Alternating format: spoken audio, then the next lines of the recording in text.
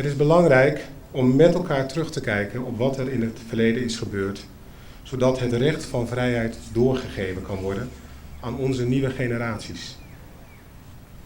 Er zijn steeds minder mensen die uit eigen ervaring kunnen vertellen welke gruwelijkheden er in de Tweede Wereldoorlog plaatsvonden. Het doorgeven van deze nagedachtenis is belangrijk. En het thema van de herdenking is dit jaar de kracht van het persoonlijke verhaal. En daarom vertel ik, zij het in het kort, het verhaal van Geronimo George, een Bonaireaan uit Antioch. In de nacht van 16 februari 1942 sliep Geronimo in de matrozenkamer aan boord van de tanker Oranjestad. De tanker, gevuld met een flinke lading petroleum, lag rustig te wachten naast de Pedernales, totdat er ineens geschreeuwd werd dat de Duitsers de Pedernales hadden getorpedeerd. Geschrokken sprongen de matrozen uit hun bed en daarna brak de hel los. Geronimo verhaalt: een tweede torpedo raakte onze tanker, die direct begon te zinken. Terwijl wij zwaar onder vuur werden genomen, liep de petroleum uit het schip en vatte vlam. Alles veranderde in een vuurzee. En door de bewegingen van het zinkende schip viel de ijzeren deur van de matrozenkamer dicht. We zaten als ratten in de val. 2 landgenoten lagen bewusteloos op de vloer. En samen met Chitu de Palm lukte het ons om meteen een door paniek ingegeven enorme krachtinspanning de deur alsnog te forceren.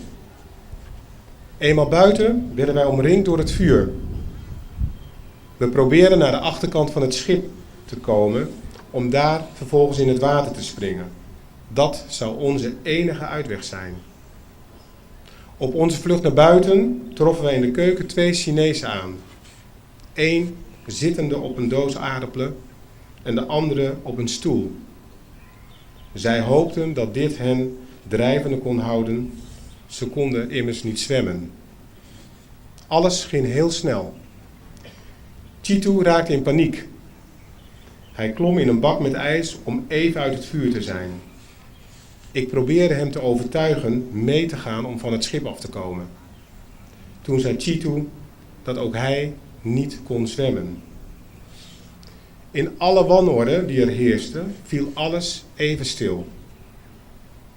Wij waren samen al zo ver gekomen en dan dit. Ik legde hem uit hoe hij kon blijven drijven, maar stond niet toe dat hij mij vasthield. Het was het moeilijkste wat ik ooit heb moeten doen.